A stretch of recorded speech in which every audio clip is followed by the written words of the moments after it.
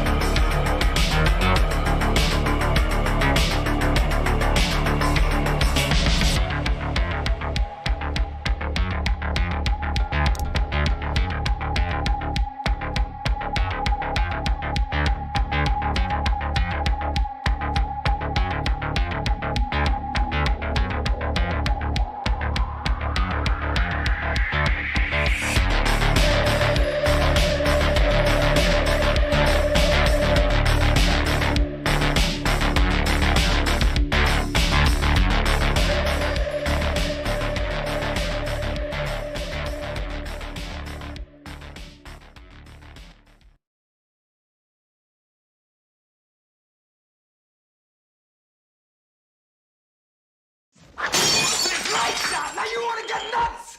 Come on, let's get nuts.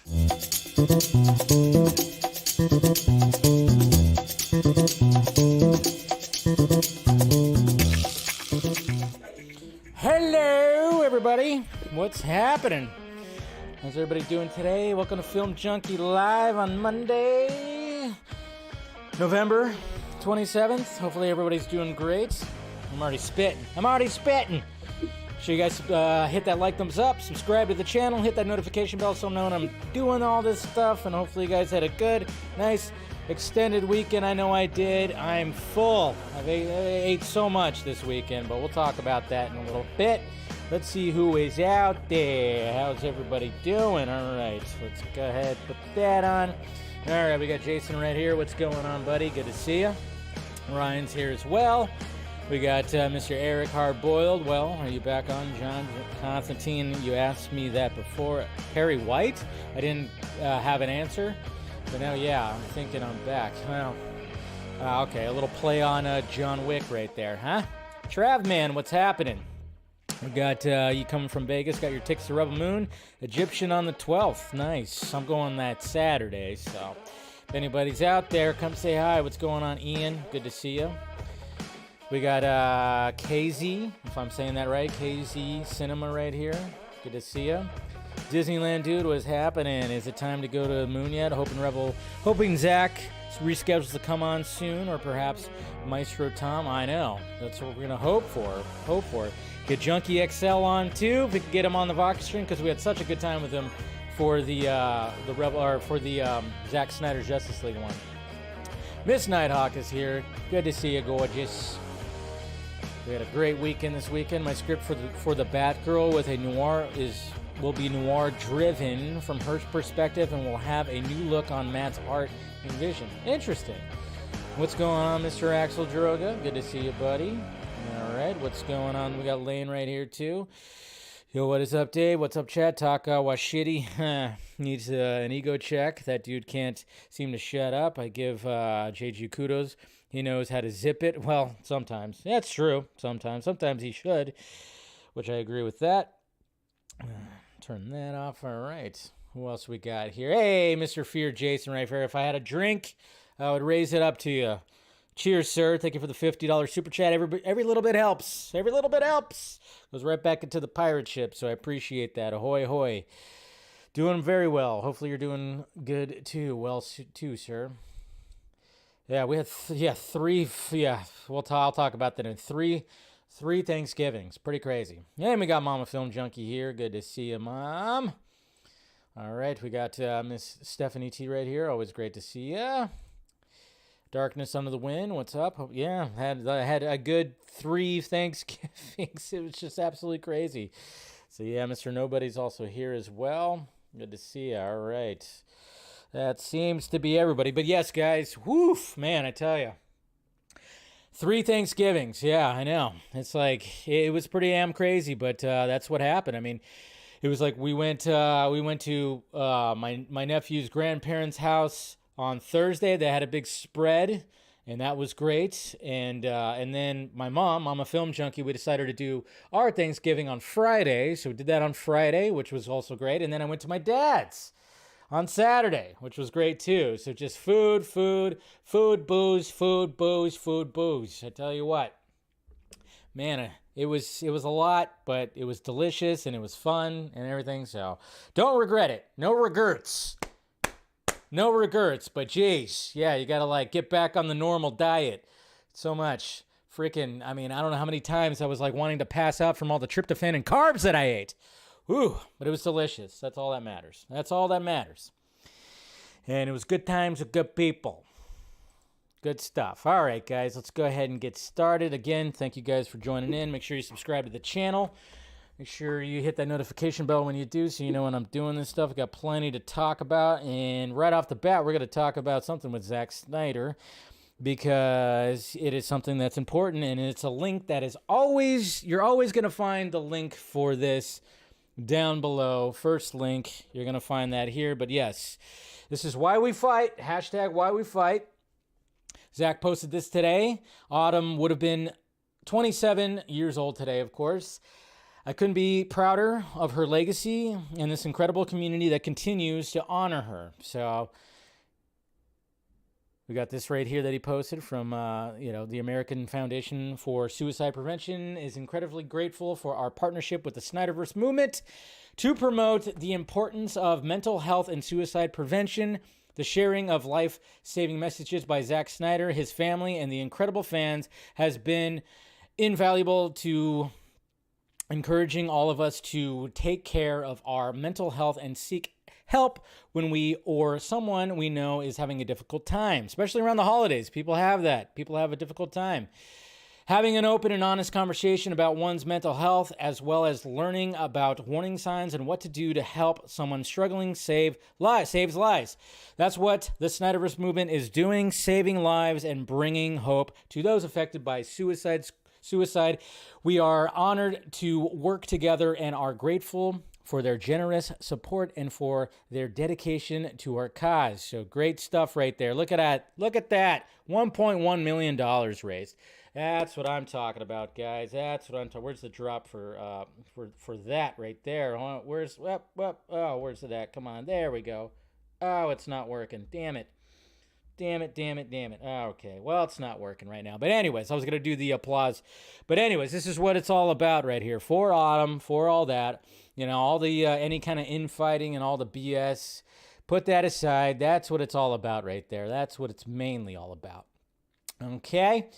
So good job, everybody. Anybody who's, of course, donated. And like I said, I always have the link provided down below under every stream, video, short. It's always there.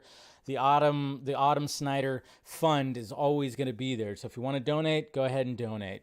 Every little bit helps. Every little bit helps right here. Oh, did you guys see this right here? Okay. So this was being passed around. I think didn't Jurassic Park, didn't it just have an anniversary or something like that recently? I don't know. I thought I read something about that. But anyways, I was noticing this right here. When it comes to a lot of people are passing this around, like, what the hell is this kind of pitch for a Jurassic Park film? I'm sure they're not serious, right? Not serious. She's not serious. Emerald Fennell says she would love to make a Jurassic Park film and pitches her own take. Well, first and foremost, it's very erotic. So there's a marriage between a man and a velociraptor, and it's basically a domestic drama. I just thought that was funny. I don't think she's actually being serious. Here's the actual article right here. She said, I don't think she's actually being serious about that. But can you imagine somebody actually doing something? I mean, you've seen those videos where they put raptors in like other movies, right? Just call those guys. I think they even responded to this. But it was just kind of funny. Also but she didn't say she was kidding. That's pretty much it right there. Jurassic Park, she would love to do that. But I was just like, I mean, hey, it's a take. It's definitely a take. Nothing wrong with that. I mean, if you want to see the love between, I posted this right here because we all remember when Alan had that bad dream in Jurassic Park 3 and the Velociraptor on the plane talked to him. Alan. Yeah. Somebody else had the same idea too, but it was just like, whoa, that's very interesting. So that is a take right there. Ooh, here we go. Eric Roth is basically saying that he wrote a new film for Denis Villeneuve. I always say his name wrong. I get it, guys. I say name wrong all the time. But this right here, this pitch right here from Eric Roth that wrote this film, that's going to apparently be the next one for Mr. Denis right here. Denis, as I call him. That is about space and time and is a very lonely and certainly about eternity. Many suspect it's going to basically be what he describes it as Arrival on steroids. So it's basically following a team of astronauts going on to explore a giant interstellar spaceship hurtling toward the sun.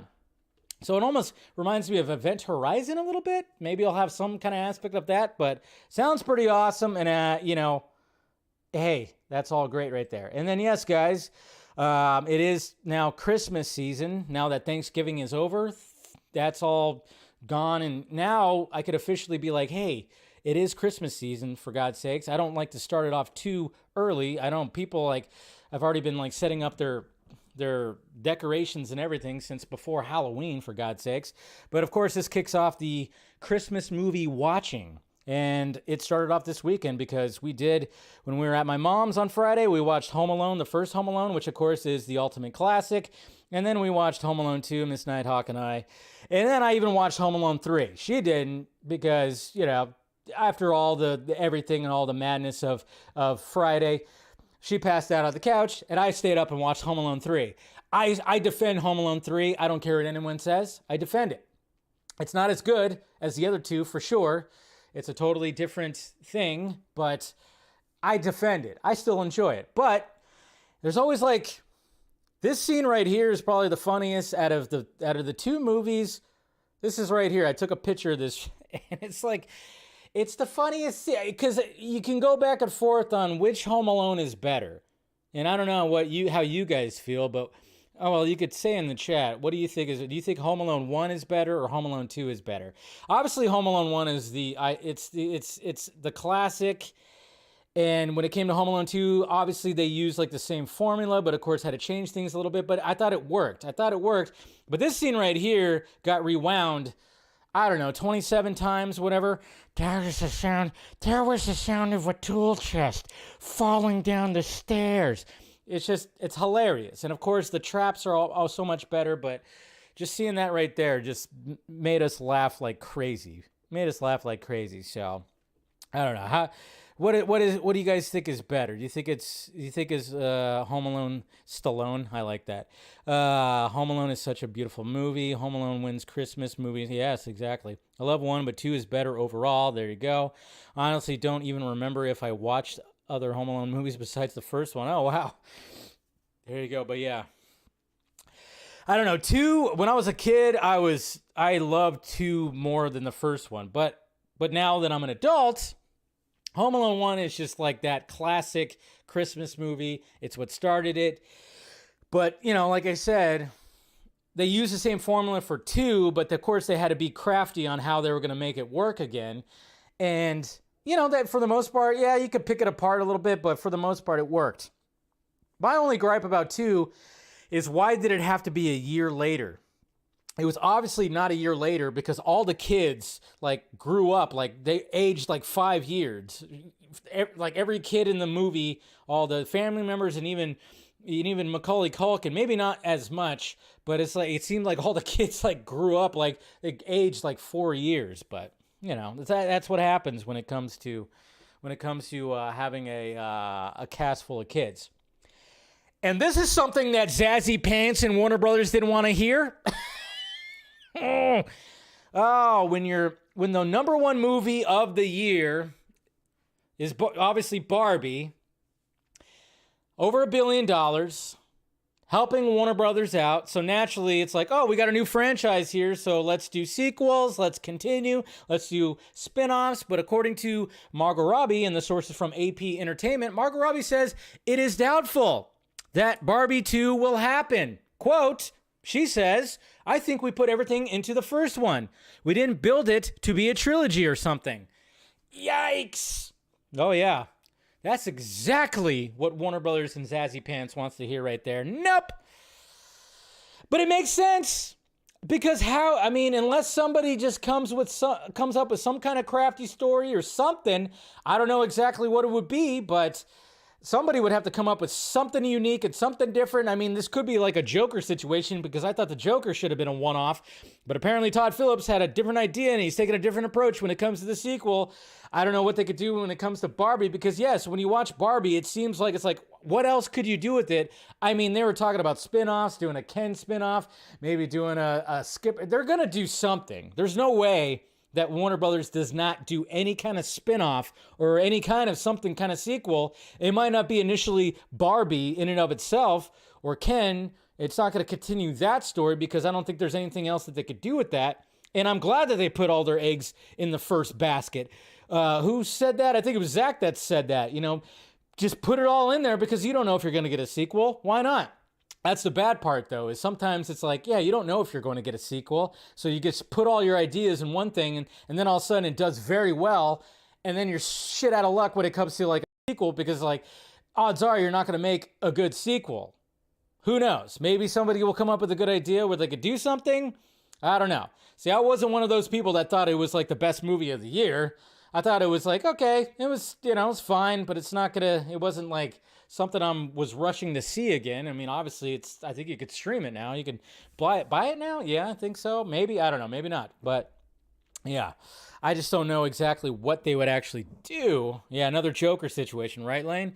But hey, if they come up with something and it ends up being good, power to them. But God, I could see, I could just imagine David Zaslav at his desk, and he just holds up a pencil and he just breaks it with his thumb, he just breaks it.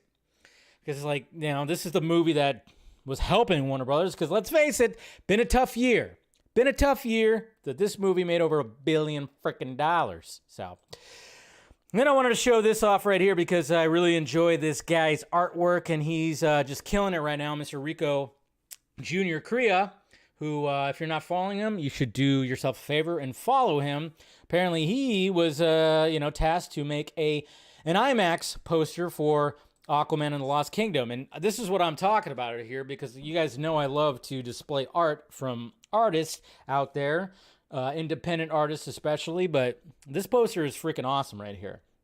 That's a great IMAX poster, and he even said, one of my dreams has always been to be able to create an official IMAX poster for a movie, so I give it a shot with the tribute poster for DC. Yeah, right there. DC People and Creative Agency. So he put this poster out right there, and it would be nice if they actually just utilized it. But that's the thing. It seems like when you have these artists out there, they're doing better jobs than what the studios put out. That's what's sad. It's like you'll hit posters that just suck when it comes to the studio, and then you'll have these artists out here that just put amazing work. Amazing. So freaking cool.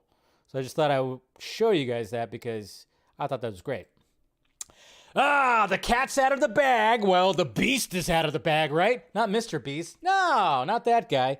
Not that guy that buries himself alive and, helps people a lot and people don't like that. Not Mr. Beast, but the Beast, or Beast, when it comes to Kelsey Grammer and the X-Men universe. Kelsey Grammer actually expressed his confidence of reprising his role as Beast, of course, in the MCU. He said, I see him as an extraordinary character, a real character of gravitas and importance in our culture. And basically is saying oh yeah, he's definitely coming back. He's going to be around. Obviously now, if you don't know, I don't know what to tell you, but yes, the mid-credit scene in the Marvels showed Beast show up, and of course voiced by Kelsey Grammer, although people were disappointed that it was not this design right here. I saw a lot of people really upset that it wasn't that, and it was mocap, and it looked very much like the comic book and the animated series from the 90s. And I get it. This design right here was absolutely fantastic. It was practical, it was makeup, it was everything. But come on. Do you actually think that Kelsey Grammer, now 20 years later, at his age, would want to sit in a makeup chair for 5.5 hours, putting all that on and doing all that and having to be in that makeup and that suit and everything like that? No, he's not going to want to do that. So let's just face it. When we see Beast again, it's going to be all mocap. It's going to be all VFX, and that's perfectly okay. All I ask for is, when it comes to Marvel Studios, give your VFX team enough time to make it look as good as possible, because even with that mid-credit scene, it could have rendered a couple more cycles of rendering, to texturalize and make the hair look a little bit better. I don't know, a couple more renders, but then again, that takes a lot of time. So they probably didn't have enough time, because if you know how it works, how Marvel Studios treats their VFX artists, well then. And of course, you could see right there, which is just what it looked like. They're going for more of the source material look. That's what they're doing. Obviously, we got Hugh Jackman wearing the yellow costume. And, it's fine. To me, it's fine. I do like this design, though. I like the practical design that they had. Definitely like that. Oh, and then check this out. We're going to be talking about some Rebel Moon, but man, did you guys see this? This is freaking cool. What a workshop, baby. We got the swords. Taking pictures of the swords. Zack Snyder's version of the lightsaber right here. You're going to be able to you're going to be able to have those. You're going to be able to have those swords that look really cool. Get your hands on a 1:1 scale prop replicas of Nemesis swords from What a Workshop right there. Grasp the flames of vengeance with the power, or with a pair of blades right there. So there you go. Right there. Nemesis swords. So there's not like an actual title for those yet. I don't know, but that's just really cool. I just thought that was really cool right there. Anyways, let me fix this thing again. I got to fix this, damn it. All right. Sorry. There we go. We're good. But man, I know. I think they're probably like, how much are they? they're way too expensive, right? $300. They're $300. So if you have $300, then that'd be a good gift. Obviously I don't think you'd get them yet. I don't know if Scott's gonna get them, right? Scott, he likes to get those Weta Workshop stuff. If Scott gets if he ends up getting those, we'll do another unboxing, I guess, right? That could be cool. That could definitely be cool, but all right. Let's start talking about some DC stuff and everything that's happening. Rumors, fan casting. Obviously, we got James Gunn. He's been talking on social media, which is good. But the first thing we're gonna talk about is Mr. David Cornsweet. That's right. He got some new images of David Cornsweet, and everybody's like, "Oh, what does he look like?" Every time. Well, it's just so funny because he does not look like David Cornsweet right here. Not at all. He does not look like all the images that we have seen from David Cornsweet. He does not look like that one at all here. It doesn't even look like the same guy. It's actually pretty crazy, but here we go. So yeah, there's that. I put him in the thumbnail. That doesn't even look like him right there. Obviously, everybody's getting like the Man of Steel, Cavill, Superman vibes when it comes to the beginning of Man of Steel when we see Clark on the boat. But that beard is thick. The dude's getting thick as well. And right there you could kind of tell it's him. Right there you could kind of tell. Yeah, there he is. Yeah, you could tell right there, but like that image right there, maybe not so much, but yeah, it was just like, whoa, that's not is that really right there? It didn't really look like him to me, but yeah, he's just he's right there, so that looks Invite Debbie and Zack for the unboxing. Yeah, no, I totally would. There goes the Henry Cavill wannabe. See, why would you say that, Lane? You call him a wannabe? He has nothing to do with it. He seems like a nice chap. Why do you gotta be like that, man? Come on. The Henry Cavill wannabe. You don't think that's him, Axel? No, it's him. It's definitely him. Yeah, dude's bulking up. Dude is definitely bulking up. Obviously, we saw him over there. He didn't have the beard. I just wonder what's the beard about? He's so beardy. And he's got the long hair. Just kind of wondering, like, is that for a role that he's doing? Is that what he's doing? I don't know. Who knows what's going to be happening. But anyways. So, yeah, there was some David Cornsweet right there. What he's looking like. Hope he's not getting any injectables. Let's face it. If you hear about an actor bulking up, putting on 20 pounds in like 3-4 months, he's taking some shit. They all do it. Okay? They all do it. I saw what Stephanie T said there, they all take some things. You can't gain 20 pounds of muscle in 4 months, 5 months. You're taking something, okay? They all do it. Dwayne Johnson, Hugh Jackman, Cavill most likely too. I'm pretty sure because I don't know how much he packed on like at first. And, probably Affleck did too. Ryan, who knows? They're all taking something. Like, it's not like they're sticking like steroids in their ass, but they're probably taking something that's safer. They do that. Okay. Oh yes. Okay, Cavill didn't. Okay. We'll just say that Cavill didn't. Okay, we'll take the yeah. He did not. Sure. They all do it. Okay. Do you know anything about fitness and changing? Just because you're eating like whole chickens and stuff like that doesn't mean you like gain that much muscle in like 3 months. Bale probably did as well when he was doing Batman Begins. They all do it. It's nothing, but it's not like they're actually taking like full on what the bodybuilders do, where they're like sticking needles in their asses and stuff like that. It's not going to be something like that for sure. So Zac Efron took steroids for Iron Claw. Oh yeah, for sure did. Yeah, for sure.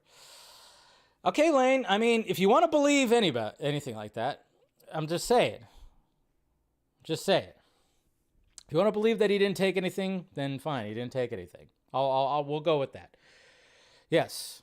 But taking something. You're taking something for sure. To get that big in a short amount of time, you got to do it. You got to do it. All right, and then of course we have James Gunn right here. I mean, when it talks about rumors, James Gunn on rumors and casting rumors and all that, and this is what he had to say right here that he posted, I guess, on Threads. Right here, he said, I get asked about rumors of various actors being cast in various roles every day. Just a blanket rule to keep in mind while assessing whether these rumors have any truth to them. 99% of the time, they're false. We are never going to cast roles without scripts, which is good. That is an absolute great thing right there, because how many times have we heard about some of these movies, we're looking at you, Green Lantern, that didn't have a finished script while they're already like trying to make it? I mean, understandable that there's going to be rewrites while you're making it. Hopefully not too many, but there's going to be some rewrites. But at the same time, I'm glad the fact that they're like, all right, you have 100% a script. The script's ready. Obviously, that's still going to be not the final draft. The final draft is always the final thing, the movie that you see on the big screen. That's always the final draft. But I'm glad that he actually says something like that. And he said 99% of the rumors are false. So we have that. And then, of course, we have something right here, too, when somebody was asking, will it have more of a dark or light tone? And he said it will have both, like most storytelling and life. It's a good answer right there because, okay, no matter what anybody says and no matter what the fucking haters say when it comes to Man of Steel or even BVS, there's still light things that happen in those movies. Yes, it's more of darker tones, sure, more reality that was injected to it, but shut up and saying that, it was too dark Superman. Those people still say that, oh yeah, Superman didn't smile, Clark didn't smile, and he smiled so many times. It's ridiculous. But I like the fact, yes, you have to have the balance, and that's the pressure that's on James Gunn right there, is like you have to balance that. I've said it before, and other people have said it too, is like find the balance between Superman 78, The Donner Superman, and Man of Steel. Find a balance in between there. You need that balance right between there when it comes to how you're going to tone the movie. That's the challenge right there. That is the challenge. And then this is what he has to say about fan casting, because, there's a lot of people out there saying like, oh, this movie's just being cast through Twitter. It's all through fan casting. And somebody actually asked him right here, do you ever take fan casting into consideration when casting for a role? If not, what are some things you take into account when casting for a role? James Gunn said right here, when I'm casting a role, I will sometimes see who fans are suggested online for folks I or my casting directors haven't considered. Sometimes they have good ideas, sometimes terrible ones. I don't remember it actually leading to someone being cast, however. So I actually agree with this too, because sometimes there's just some really good fan casting. Charlie Hunnam, will it be? Charlie Hunnam, would it be? Come on. Charlie Hunnam as Oliver Queen. I mean, when I saw that, and that's been passed around, that's just great fan casting right there when it comes to Green Arrow. I think that's number one, and I've always supported that. The other ones I've supported too, so I'm glad that they actually take into consideration. Now, if you're just going to strictly go 100% on what's happening on social media and you're just going to take whatever the people are saying, that's a little too much. You still have to make it work within the story, and I'm hoping that what they're actually doing is basically saying like, okay, let's see, okay, we have this person, let's look at that person. All right, let's see what people online are thinking about. Let's break it down and see what actors they are considering and being fan cast right there.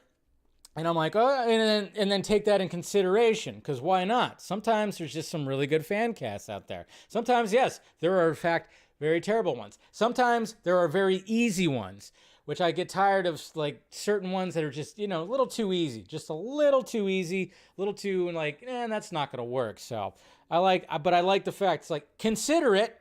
Why not consider it? But will it always work? No, it's not going to always work. So, yeah. Nothing wrong with doing that, to be honest. Got an itch on my back. True, but okay. Only fan cast except was Riley Nillette as Cassandra Cain. Okay. Henry had the same strength and physical coach as The Rock. And best believe The Rock is juiced. Yeah. Like I said, there's nothing wrong. I mean, to be honest, when it comes to the whole actors, like, bulking up and, juicing up a little bit, to be honest, unless they're just using like the bodybuilding type of steroids, which I don't think they are, unless it's maybe sometimes they are. But if they're just using like testosterone, like you better believe that Hugh Jackman right now at his age is using some, he's using TRT, at least the bare minimum using TRT, and to be honest, it's like, that's not even that bad. It's testosterone replacement therapy, because the older guys get, the more testosterone you use. And you better believe that Dwayne Johnson's fucking, using that shit, and probably using some pretty high quality shit for sure too. It's a thing. It's a thing, and it's kind of weird that it's like, why even say that you're not? It's like, there's only so much you could build naturally. Takes a long time to build some muscle, But all right, and then of course the exciting news right here. This is exciting because we've been fingers crossed, eyes crossed, balls crossed. That might hurt a little bit. Toes crossed, everything crossed, because Mr. Francis Lawrence is talking about, of course, Constantine 2 yet again. And I got some information too, but this is the article right here. When it comes to Hollywood Reporter, it said Hunger Games director Francis Lawrence talks the ending. Obviously, that ending when it comes to the new Hunger Games movie. And then, of course, he talks about Constantine 2 optimism. So this was being passed around, and it was basically like, okay. Developing Constantine, he's turning his attention, developing Constantine 2 with Keanu Reeves and screenwriter Akiva Goldsman. And it sounds like it's actually working pretty well right here. And here's his quote. The regime at DC changed, and they've got their plans, but luckily we managed to wrangle some control. Hey, stupid ads. Some control, and started working on some ideas for Constantine 2, which we're really excited about. It's still the very beginning, as the strike put it on hold for a little bit. So we're probably going to start getting back together after Thanksgiving and dig back in to try to crack it. So there you go. Crack it.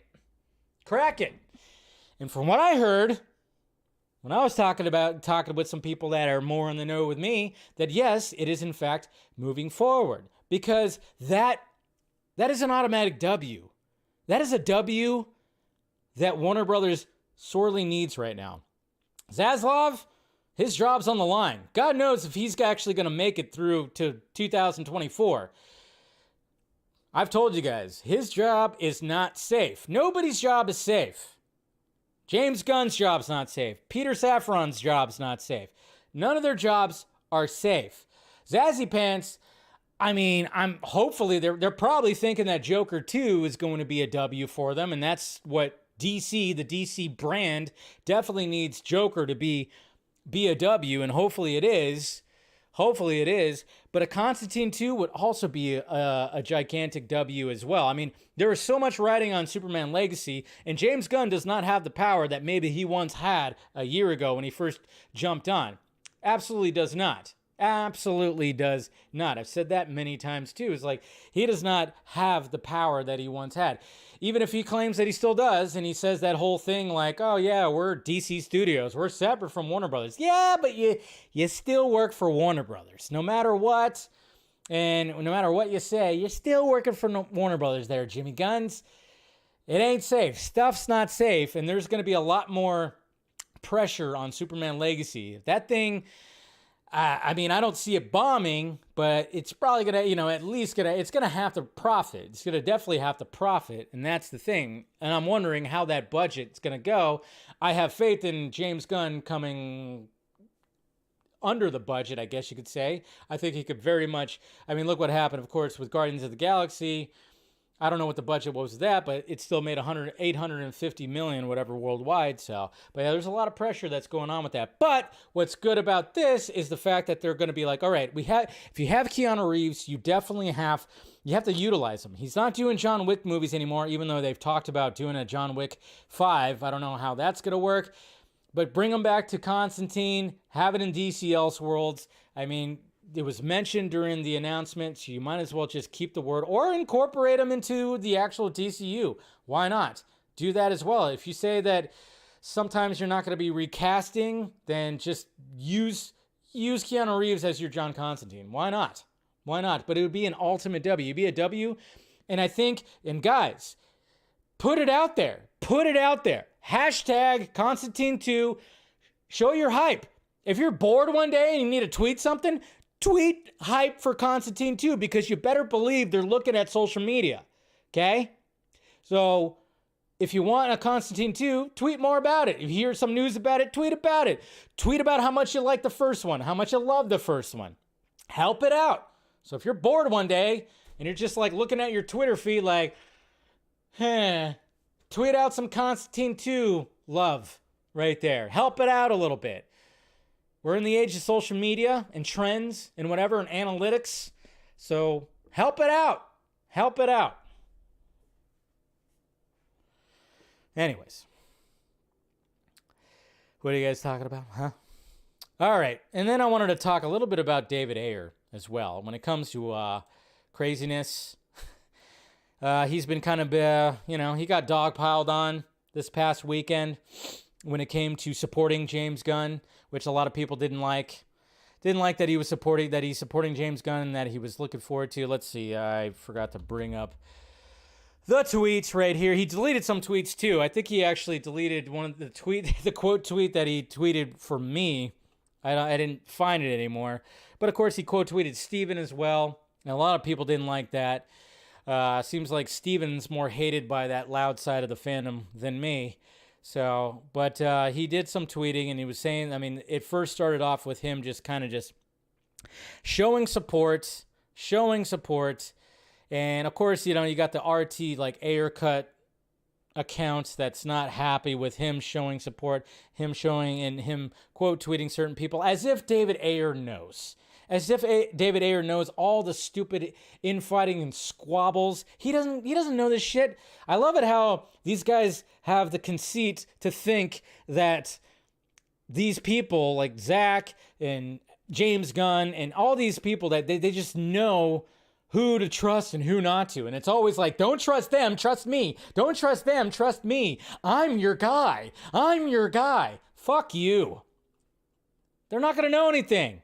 It's hilarious. And I'm sure some of you guys saw that right here. I'm trying to find the tweet. Hold on. Sorry. I should have, let's see. Nope, that's not it.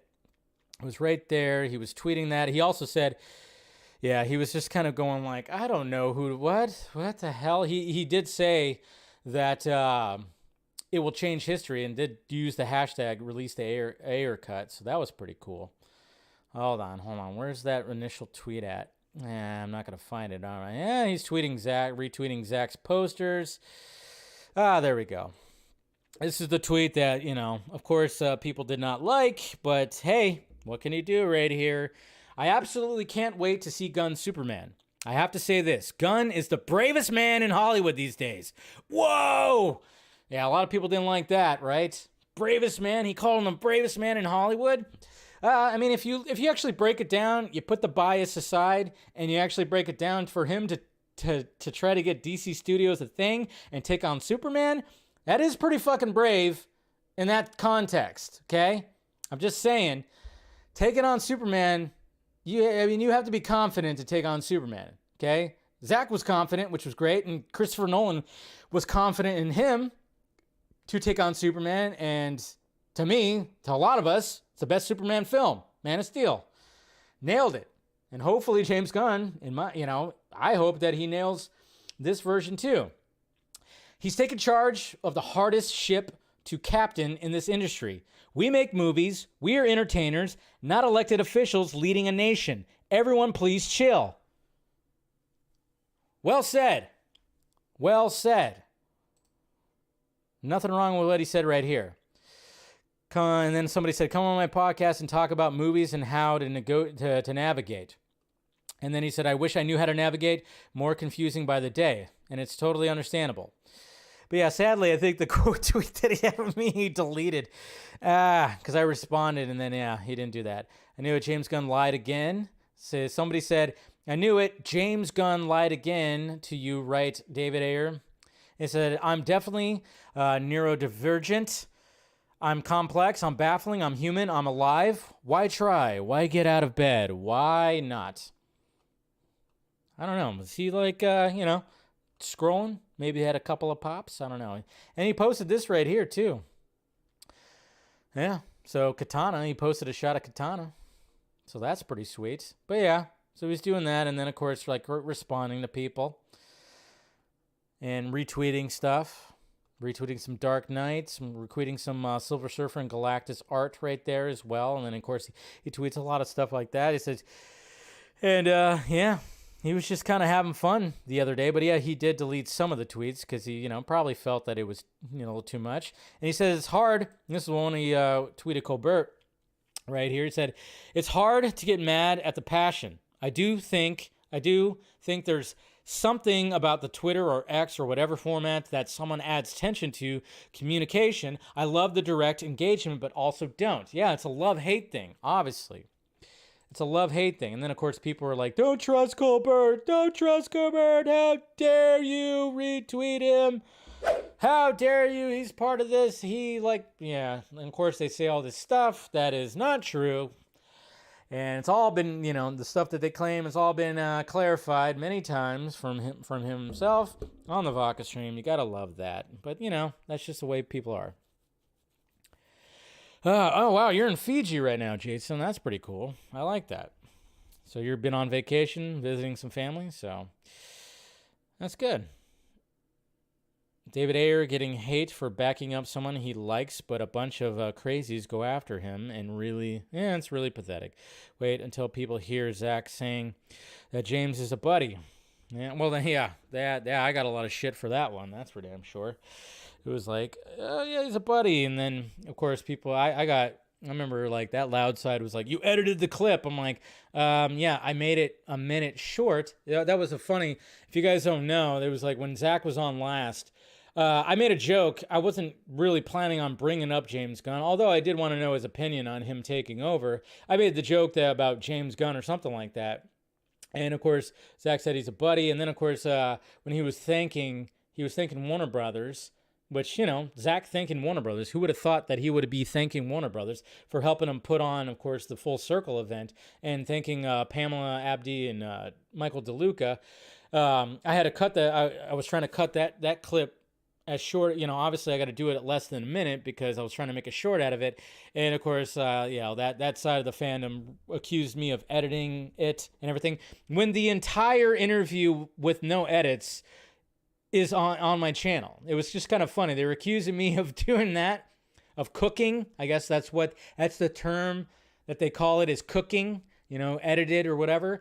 And it's like, no, I link the entire stream with him underneath, but I had to condense it into a minute. It was just kind of funny. It's like you could watch the entire interview with no edits. You got to love that. You just got to love that. You got to love that. He thanked Pam and Mike only? No, he thanked Warner Brothers as well. Yeah, he thanked Warner Brothers in general as well, too. But yeah, he did thank, but he did name Pam and Michael. They helped out with it for sure. They definitely helped out with it for sure, but yeah, they did that. Yes, I know, Lane. I get that. He did mention them, but he also said Warner Brothers in general, too.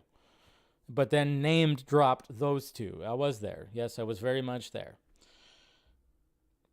All right. Speaking of Zack, let's talk about some of the things that were mentioned when it came to this interview right here. Now, we're not going to go through the video. We're not going to go through the interview. It's over a half an hour long. But hopefully you guys watched it because it was a new interview that he was having with Portal, Zack Snyder, Brazil. It was like Zack Snyder, Brazil, apparently. That's what it was. So here's the Here's the video right here, so look for it. ZSBR. It's been posted all over the place. Great interview, like I said, a little over half an hour, and obviously there had to be a translator, when it came to questions and everything, and the person who did it, you might recognize their voice. They might have narrated something called Project Justice League. Good guy, great guy, who helped with the questioning right there, but very, very much something that you need to watch if you haven't already. Like I said, it's just that it's a little over 30 minutes. Please watch that, because he does mention a few things that we're going to kind of go over right now. And one of the big things when it came to this interview that I was like going, okay, yes, more hearing about this, is he was mentioning what's going on with the Armyverse, because obviously right now he's 100% balls fucking deep when it comes to Rebel Moon, and it's probably going to be mainly focusing on Rebel Moon. And there was mention about, of course, what we're all wondering what's going to be happening is Army of the Dead Las Vegas, which I am dying to see because I want more of that story. I loved Army of the Dead and Army of Thieves. Thought it was something unique and different when it comes to the safes. And obviously, Army of the Dead is just not your dad's zombie movie. It is something different. There's aliens involved. There's portals. There's interdimension stuff. So I'm just so wondering what's happening with that. But he basically said that, he said what we already kind of know is all the animatics were done. The voice overs were all recorded and everything, but they haven't been able to fully, so it's on halt right now, sadly. But he did mention a couple of things when it comes to this, but he said that yes, he is focusing mainly on Rebel Moon, but is keen to go back, of course, to the Armyverse, and excited to continue those stories. And then, of course, there's things where it's just like we kind of just know that he's most likely gonna connect the two, which was mentioned as well. He mentioned that whole thing as well.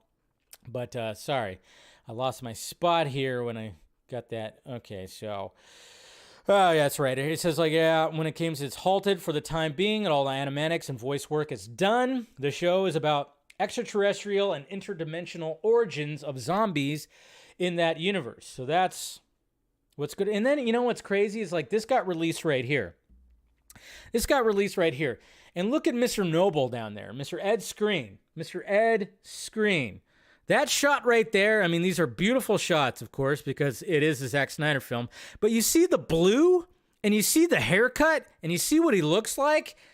That almost looks like Zeus at the beginning, doesn't it? Something kind of interesting about that. Probably looking a little too much into it, but that shot right there, some people were making the connection. I'm like, wait a minute. Are we seeing the origin of Zeus and the zombies that we see in Army? Look at that right there. It just kind of gives you a little bit of something. I don't know. It's interesting. Very interesting. That shot that came out, it was like, wait a minute. Huh? What's going on there? Let's see. What else? He also said that when it comes to Rebel Moon, it's probably more science fantasy than science fiction. So it's closer to Lord of the Rings and not the creator, which is interesting. So that means Zack's all the creator. Like I said, if I get Zack on the Vodka stream again, I want to ask him, what movies has he been watching this year? And apparently he's watched The Creator, so I'm kind of curious to see what he thought about that. He also said that he praises, of course, the spin-off books that are coming out.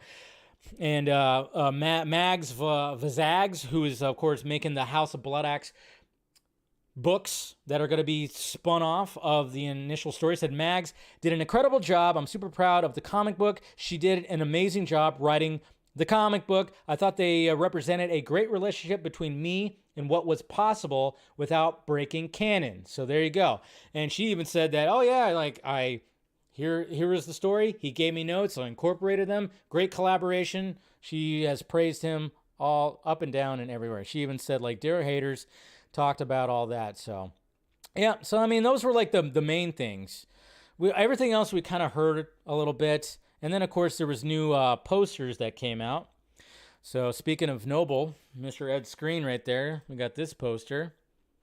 Pretty sweet. These are I think these are official Netflix posters. And that's, what's his name, Tarak or whatever? The guy with the abs. The guy with the fucking abs. And then we got this right here. Something tells me that these are going to be screenshots. I think there's going to be screenshots for when it's on Netflix. You know how Netflix has they don't use the movie posters. Sometimes they do, but they mainly don't use the movie posters, the official movie posters. They use their own specific like shots that sometimes are god awful. You ever notice that on Netflix when they use like a shot from the movie or like a still or something, and it doesn't really work for the movie? Other streaming services do that too, but so there were some new things when it came to that. Don't ask him about DC films. Well, the reason why, Shane, is because you know that's what everybody wants me to ask. Anytime that he's been on, it's like ask him about DC, which I say, fuck off. I'm not gonna ask him about that because what? It's like he's not doing that right now. I mean, I think I would ask him about like, you know, because he did mention about the full circle poster, which you can get.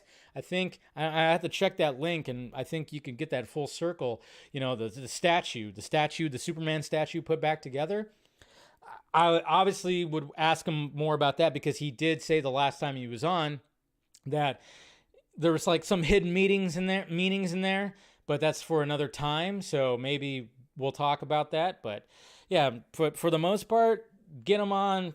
If I get him on again and we talk, it's going to be mainly about the new stuff. I mean, that's just because that's what he's 100% focusing on. He did also mention about that in the same interview. He did mention about the Alexander the Great sequel to 300, which would be the third story in the 300 series that he actually wrote. He's mentioned it before. I think he mentioned it on Justice Con, where it basically would follow that story on top, you know, that'd be a continuation of like the whole entire story or something like that. And that's something he wants to make still. So again, that's why like when everybody's just like, oh yeah, he wants to go back and do the DC stuff. I'm like, it sounds to me like he's got a lot of original stuff cooking, which I would be more, I'm more looking forward to that. I'm like, as much as I want to see the DC stuff, and maybe we'll see it one of these days, we can see a continuation in some form. I am glad that he's happy doing like his own stuff and being creative and building things from the ground up more than going back into, I mean, let's face it, what was I just saying? I mean, Warner Brothers is still a shit show and DC Studios is trying to find some kind of leg, and, you know, Gunn doesn't have the power that he once did. Everything's riding on, of course, Superman Legacy, and, you know, it's just, I'd rather have him create new stuff, so. But yeah. Don't ask about that. But I would definitely, and then, I mean, I'm telling you, that shot of like Ed's screen with the blue and everything and just looking, it's very interesting. It's very interesting. All right, hold on. Let me pull up that. But hopefully you guys are going to be able to see it in theaters. Like I said, you know, also put out that hashtag too and whatnot. All right. Box office. Is anybody still going out to see the Marvels? Why put salt in the wound? That thing is not doing well at all. Yeah, box office is pretty much suffering, but I want to see what the box office was this weekend. To be honest, the Hunger Games movie is actually it's doing pretty decent. It's number one again, 29 million, and it's made 98.6 domestic. And apparently it only had a $100 million budget. I'm sure that's not what it actually is. You could probably tack on 30, 40 more million. But, you know, it's made worldwide 154.8. So, hey, not an entire bomb. I mean, I was beginning to wonder if Rachel Zegler was ever going to have a winner. Oh, she's my friend. Remember, guys? She's my friend. And then, of course, we had Napoleon that came out. I'm sure this budget was probably $200 million, but it's an Apple TV, so I think just like wasn't Killers of the Flower Moon also an Apple TV? It seems like they can afford these budgets, even if they don't do well at the box office, because Killers of the Flower Moon, it didn't make that money back, but this made $79 million. I didn't see it. I want to see it, but I just hadn't had time. Just hadn't had time yet. Five Nights at Freddy's still kicking ass because this was like a $20 million budget. It's at $283.2. So that's pretty good. Yeah, Killers of the Flower Moon. only 151.8, and apparently had a $200 million budget that half of it went to fucking Leonardo DiCaprio. And of course the Marvels still not even making 200 yet. 188.7. And what could he do? What could he do? But there was, let me see if I could find that in all my tabs that I have right here. But there was an article that came out. Damn it. I think I forgot to, maybe, hold on. Let me pull it up here. Let me pull it up. Let me see. Do I have it? Oh, man. Hold on. Forgot to bring it fully up. Hold on. Let's see. Somebody sent it to me, too. But there was something like about Disney. Of course, the person that sent it to me sends me a lot of things. But there was this article. Where is it at? There. No, that's not it. Damn it. Did you guys hear about somebody at at Disneyland? Speaking of, Disney, this is what this article is about. But somebody at Disneyland was caught, like, stripping down in Small World and, like, swimming in the water of Small World. I don't know if you guys saw that. Look it up. Obviously, I can't pull it up because I think, he gets, like, fully naked. But, some crazy lunatic went to the Small World ride at Disneyland and was like, hey, I'm gonna swim around and bathe in all this stuff. Man, should have had that pinned. Nope. I'm not going to be able to. And also Jamie Foxx. What happened with Jamie Foxx? He's getting, like, sued again. Or he's getting not sued again, but sued. Let's see, where was that damn thing? Yeah, I'm not going to find it. It was a damn Deadline article that I don't know where it's at. I'm not going to find it. Trying to find it, but not going to find it. But it was basically talking about... Well, I mean, I guess the article was simply about the fact that Disney has not had a $1 billion movie this year. And it was kind of interesting when you open up that article and it talks about how the fact that it's like, yeah, Disney has not had a $1 billion movie. And, even this Wish movie that just, like, came out as well, it came out this weekend, it only made $19.7 million, 48.9 worldwide. And it just kind of shows you right here, you're talking about Disney. This is Disney that owns most of the film industry. They have swallowed up most of the studios and they're putting out, the biggest blockbusters. And the fact that Disney has not had a $1 billion movie this year is very interesting. It's very interesting, and it just kind of shows you that they reached too much. They were trying to consume way too much, and then of course they were trying to do too much when it came to, like, this IP, all these IPs and doing all this stuff. And I don't think they exactly. I think they thought they were unstoppable at one point. I've even heard that Bob Iger is not, obviously he's not happy. I've heard that Kevin Feige he's got his wings clipped as well. James Gunn got his wings clipped even though a year into the job because of how bad things are. Kevin Feige the same way. I'm hearing that. I mean, who knows? Grain of salt. You got to take it with a grain of salt that he actually has to now. He can't greenlight movies himself anymore. He can't do that. Which then leads to the next topic when it comes to rumors of what's happening in Marvel Studios and what projects are coming out, because a lot of things over the weekend were coming out, and specifically coming from Daniel RPK, the Scooper, and when it comes to Scoopers, I would trust him more than some of the others, but at the same time, nobody's foolproof. Nobody's actually foolproof. But I kept seeing, the main things that I was seeing, then he was even debunking, was people were saying that Miss Marvel and She-Hulk were getting a season 2. And he was like, that's not what I said. So there was that whole thing. And then they were talking about how they want Scarlet Witch to have their own movie.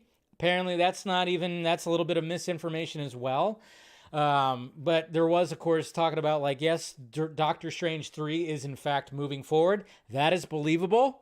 And Sam Raimi apparently might be directing that. I think he's still attached to direct that, but Doctor Strange 3 moving forward. That sounds more legit, because when it comes to the multiverse saga, Doctor Strange in the Multiverse of Madness, as much as, some people didn't like it and there was a discourse, I loved it. I was like, this is great. Sam Raimi, give me more of this. It made money, so I could see them moving forward with a Doctor Strange 3. That makes sense. When it comes to, like, some of the shows, though, anytime you hear something about the shows, yeah, you might want to, pump the brakes on that one a little bit. Pump the brakes on that one a little bit because that's not it. But something that did definitely come out from Deadline right here when it comes to, because everybody's kind of wondering what's happening with Kang Dynasty, Secret Wars. Kang Dynasty seemed like it was up in the air and it's definitely not happening. And who knows if it's still happening. The whole Jonathan Major thing, that's going to be a big issue. But there was this right here that came out. Loki creator Michael Waldron to write Marvel Studios' Avengers: The Kang Dynasty. Hey, if you're going to get somebody that can actually help this whole multiverse thing, get the guy who's making the good show, the great show. Loki, the creator. I mean, I don't know how much he was like writing into it, but Michael Waldron has been tapped to write Marvel Studios' Avengers: The Kang Dynasty. Waldron had already been set to write Avengers: Secret Wars. Why not? Have him do both. Waldron has become one of Marvel's most trusted creative minds, having previously created and served as showrunner of Season 1. So he only did Season 1. Okay. Season 2, in my opinion, was better. Okay, he only did Season 1. Season 2 was definitely the better of the seasons when it came to Loki right there. But hey, they got that. All right, we'll see what happens. He's got a funny face. I will say that. You know, he's interesting. You know, he just like, but hey, sometimes I feel like I make funny faces all the time when I'm taking pictures. So anyways, that's besides the point. But hopefully with his time creating and working on Loki, maybe he could do something. It's just going to be interesting are they really going to do the Kang Dynasty? Because there's been rumors all over the place that it's not going to happen. But then again, we don't know what's going to happen with Jonathan Majors. His court case, I don't know even when that's supposed to happen. Isn't it supposed to happen this week maybe? I don't know. It's all very much up in the air, but maybe that'll help. Who knows? Who knows? But that's pretty much it. And then, yeah, like I said, when it comes to the TV shows and Season 2 of TV shows, take those with a grain of salt. Because they're going to be cutting back on those TV shows. For sure. They're going to be cutting back on some of those TV shows. So the whole thing about Miss Marvel or even She-Hulk, yeah, you might want to, pump the brakes on some of that stuff. Seems like they're going to probably be focusing on the Daredevil stuff more than anything right now, but I don't know. It's just a mess over there. It's just a mess. And, sadly, there's not going to be somebody, no Kevin Feige is going to be coming out and, like, trying to debunk all that stuff. Oh, yeah. And then and even, like, adding to it, apparently, according to some of the rumors that are out there, was Marvel Studios wants Thor 5 to be a darker tone. Yes. Say more. Gareth Edwards is one of the directors that the studio is eyeing to helm the project. Gareth Edwards? Okay. Yes. Mr. Robert Eggers. I know I made like a joke about that. You could look for it. Robert Eggers, Thor 5. Yes, he'd be perfect for it, but I don't think Robert Eggers actually wants to do a Marvel Studios project. I don't think that would be. But Gareth Edwards? Okay. I mean, who knows? Again, this is just from a scooper. It's a rumor. It's whatever. But it just kind of shows you that, yes, they no longer want Taika Waititi. We don't want that guy. They don't want that guy anymore. I don't want that guy anymore. No, because who wants that? Yeah, that's what I say about it. Because that's what happened. But let's see if I could. Oh, did I mess up that? I totally did. Yeah, right here. So this article right here. Holy Lord. So let's talk a little bit about Taika. I was going to do it at the end of the tweets, but let's talk about some of the things that he's actually said. And even the headline frustrates me. The headline even frustrates me. Oh, come on. I got to fix this thing is just acting stupid. Hold on. Technology. Okay, there we go. Get rid of that. What the hell just happened right now? Does that work? Okay. Alright, whatever. Okay, so some of my buttons got tripped. Anyways, some of the drops got messed up. Anyways, Taika Waititi says Thor wasn't in his plans as an auteur. Took job because he was poor. People think People think you're an auteur. Okay. I don't know about that. I mean, I'm not saying that he's fully terrible. I did like Jojo Rabbit. I thought it was decent. Even though him as Hitler did get annoying. But hey, what could he do? The next goal wins. A lot of people are not saying that it's great. I've heard nothing but kind of just bad things about it. You know what? I had no interest in doing those films, obviously, when it came to Thor. It wasn't in my plan for my career as an auteur. But I was poor, and I just had a second child, and I thought, you know what? This would be a great opportunity to feed these children. I totally get that. Makes sense. You get offered one of these big, huge movies that pays a lot. So totally understands. And Thor, let's face it, it was probably the least popular franchise. I never read Thor comics as a kid. That was the comic I'd pick up and be like, ugh. And then I did some research and I read one Thor comic or 118 pages, however long they are. So just one. That's it. Waititi added that he took Marvel reaching out to him as a sign of the franchise didn't know where to go next. I think there was no place left for them to go with that. Talking about, of course, the third Thor movie, Thor Ragnarok. I thought, well, they've called me in. This is really the bottom of the barrel. It is true.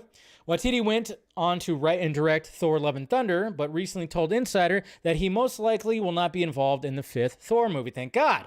I know that I won't be involved. I'm going to concentrate on these other films that I've signed on for.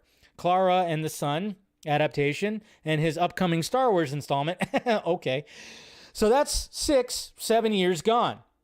I'd imagine another Thor would be a lot sooner than that. But I love Marvel. I love working with them. I love Chris Hemsworth. We're in an open relationship, and it's like, if they want to see other people, I'm happy for that. I'd still get back into bed with him one day. Dirty. That's what I have to say about that, Mr. Waititi. Oh, whoops. Now, let me turn that off. But yeah, so that's what he has to say right there. And it's just kind of funny because he's very open to the fact that it's like, oh yeah, they called me because it was the bottom of the barrel. They're doing all this. I mean, obviously when you read the headline, it sounds a lot worse than it actually is. And that's what it's made to seem like. It's always the case. It's always the case of like, make it seem a lot worse than it actually is. He took a job. He did it. And to be honest, when I, as much as I don't like the guy, I don't really like the Thor movies. At least Thor Ragnarok had a consistent tone. Thor Love and Thunder, who knows what the fuck was happening with that movie? And obviously, Thor Ragnarok was always in the cards because we saw that they wanted to do that next for Thor. And remember, we saw the logo for Thor Ragnarok, and it looked like it was going to be like dark. And then they changed it up to like this video game thing. So he came in, added his flavor to it, but at least it was consistent. Thor Love and Thunder was not consistent at all, and from what I gathered, it was not the best. He probably was just fucking half-assing the shit out of that movie. It seemed like it when he watched the movie, so thankfully he's not going to be there. I do not think he's going to have his Star Wars movie. I think there was from what I gathered, Disney and all those guys, they don't really like him that much. He runs his mouth. Do you actually think they want that? I mean, he was already saying that, oh yeah, people are going to get pissed off from my Star Wars movie. That's not a way to sell it. To me, it just seems like he's just shooting off and being like, whatever. But hey, he wants to do original projects. Go for it, man. Do that. Stay away from no more Thors. No, we don't need him for Star Wars. We really don't. Right? We don't need him for Star Wars. I'm hoping that doesn't happen. But I just would not be surprised if, like, he's being so candid when it comes to this stuff. And I think it's just because, he's kind of sticking it to him. Because they, from what I gathered, they don't like him. They don't like the guy. They definitely don't like the guy. Thor Love and Thunder was a fucking Oh, yeah, it was a Saturday Night Live sketch. It was so bad. I watched 10 minutes of the trash movie. Then Kate gave 92.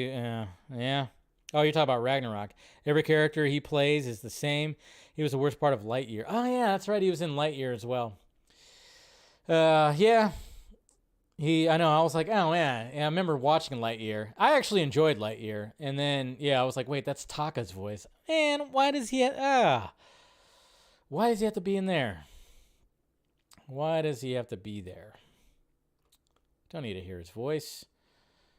All right, let's get to Twitter questions. That drop is still happening right there. That was me running my head into the wall. I haven't fixed that drop. That drop is still messed up. It's still zoomed in. Whatever. It's fine. It's a good transition, right? All right. Eric. Hey, Dave. So I was wondering, with the Fanimated stream last night, when is Hollywood Nights set in season 3 continuity?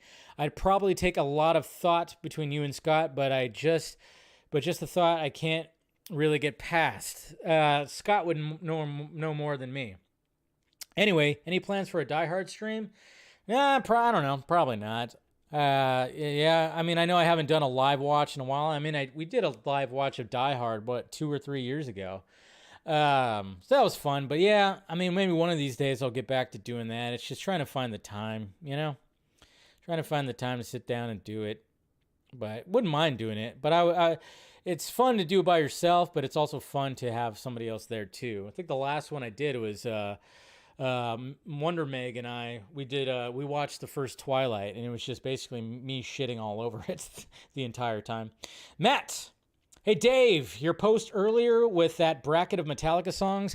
That was Chainsaw Reacts. Jordan, he of course, you guys know that he and I are big time Metallica fans, and he's been posting some videos when it comes to like rankings of Metallica songs. So yeah, I did retweet that earlier. Let's see. He said, well, makes me wonder, what was your favorite song that played on the tour this year? Mine was Whiskey in the Jar. I did hear Whiskey in the Jar. They played that at my show, which I was surprised. I was like, whoa, Whiskey in the Jar. Great song, great cover song for sure. I think, to be honest, I think Fight Fire with Fire was my favorite because I've never heard that one. Out of all the times I've seen them, they've never played that song. So hearing Fight Fire with Fire is probably my favorite. Also, have you tried Mealy Vodka yet? My wife got to meet the 2 guys who founded the company. One of those guys looks a little familiar. So, I don't know. There's something about that guy on the right. Might have to try some of his vodka. He looks like a guy that I would want to share a drink with, it seems. That's pretty cool. I like that. Jason Momoa. I forgot that he was going to have a vodka. So I'm going to have to try that for sure. I still want to try Dan Aykroyd's vodka, but that stuff's pretty pricey. Darkness on the Wind. Dave, question number 1. With one member of the Authority being the engineer confirmed to be in Superman Legacy, do you see the Authority being the first DCU film after Legacy? Question 2. Yeah, I kind of do. I wouldn't be surprised. It's not going to be Batman, so why not the Authority? Question 2, after season 2 of Peacemaker, do you want Gunn to have him play a minor role in DCU? That was another thing that Gunn actually responded to. He said that, yeah, he's continuing to write season 2. You guys know my opinion on that. I honestly don't need a season 2. I'll watch it because I enjoyed the first one. I thought it was a bad idea at first, but I actually really enjoyed the first season. I don't think there needs to be a season 2. I think you should be focusing on other projects when it comes to it. But, I mean, I wouldn't be surprised if, it is John Cena. John Cena, even though his movies that he leads don't actually do well, but anytime he pops up in a movie, people seem to like it. I don't know. Devon Wooter, hello, Dave. Did you get a chance to watch Scott Pilgrim on Netflix? I watched the first 3 episodes on Saturday. And very, very interesting because I was wondering how they were going to approach the story. Essentially, it's like an alternate version of the same story, which I was like, okay, that's cool, because I didn't really read up on how they were approaching it. But I love it. You hear all the same voices, and I'll finish it one of these days. But yeah, I watched the first 3 episodes. Or was it 4 episodes? On Saturday, and really did enjoy it. So, and The Killer, it's starring Michael Fassbender. Did you hear the news? Okay, I did watch The Killer. I haven't mentioned this yet, but yeah, a couple of weeks ago, we watched The Killer with Michael Fassbender. Excellent. David Fincher, obviously, I'm a fan. One of my favorite directors, and I thought it was great. I thought it was kind of John Wick without all the action. It was like a a hitman type of dude that was settling something that happened. Obviously, it wasn't like somebody killed his dog, but it was, you know, it was something that he had to like go around and figure out who was trying to go after him and the woman that he was with. And I thought it was great. I thought Fassbender was a beast. I thought it was an absolute, it was an enjoyable movie. If you're a David Fincher fan, do yourself a favor. Do yourself a favor when it comes to that. Sorry, I didn't finish that. And did you hear the news that Lionsgate is making a Naruto movie? Yeah, I think I read something about that. Because I don't want to see another. Yeah, I think they've learned from that Dragon Ball Evolutions movie. I think it'd be okay. Mr. Nobody, hey Dave, have you seen the DC animated 3-part film trailer? Smart move, make it into 3 parts. Are you talking about the Crisis? But it's a Crisis. Yes, you are talking about Crisis. Yeah, apparently that got dropped early because they started removing it from everywhere. That story has been done to death at this point, and the animated DC world just got rebooted. Plenty of stories they could do before doing Crisis. Yeah, I think pretty much everybody who watches those movies is basically saying that's way too early for a Crisis movie. Cooper Knox, riddle me this. Film Junkee. Why does Warner Brothers keep getting incompetent people to run the company? I don't think it's so much that it's the people that are incompetent. Well, maybe some of them for sure. I know some people thought it's kind of funny, especially when it comes to the Snyder fandom. A lot of people thought that, you know, Ann Sarnoff was going to be, she's going to be the savior. She's going to restore the Snyderverse. Same thing with Walter Hamada. He's going to continue it. He's going to do all that. And then Zazzy Pants as well. And I just kept thinking, like, don't think that these people are going to do what you want them to do. They even thought that with Jason Kylar, but he was running more of the HBO Max side, obviously. And then, but obviously with Zack Snyder's Justice League being on there, I think a lot of people thought, oh yeah, maybe he'll restore or whatever the hell. But I just found it funny because I'm like, yeah, don't trust that these people are going to do what you think they're going to do. Like, I thought, like, David Zaslav was perfectly capable of doing so, but maybe he didn't have the experience, you know, when it comes to something like Warner Brothers. Warner Brothers is a beast. It's a machine that's been around forever. It's got this crazy library. They're trying to do this streaming thing. And, you know, I don't think, to be honest, I'm like, who the hell could even try to pull Warner Brothers out of the depths of debt? They're in so much debt still, and the incompetent people that came before them put them into that position, essentially. So I don't agree with all the decisions he has made, for sure, but I think, like, it's like pretty much an impossible job, I think. I don't know who. Maybe Jesus' second coming is going to come down and be like, I will save Warner Brothers because it's historic and it's iconic and it's everything make it everything that it should be. I don't know. Even he probably couldn't do that. The second coming of Christ, Jesus Christ, probably couldn't do it either. Yeah, I think Zaslav was perfectly capable of maybe doing that, but people thought Anne was going to... Oh, yeah. People thought that anybody who wasn't Emmerich and wasn't Sujihara and all those guys, they thought any one of those people were going to restore the Snyderverse. People thought that Walter Hamada was also going to restore the Snyder... Like, it was going to be able to... You know, was going to continue, but... It's like none of those guys wanted that at all. But Zack won. That's the thing. All those people got booted. Zack got his movie out, and now Zack is happy creating new things over at another studio. So Zack 100% won. They lost. That's just the way it is. But Zaslav wasn't going to do what people wanted as well. And, you know, that's just what's happening now.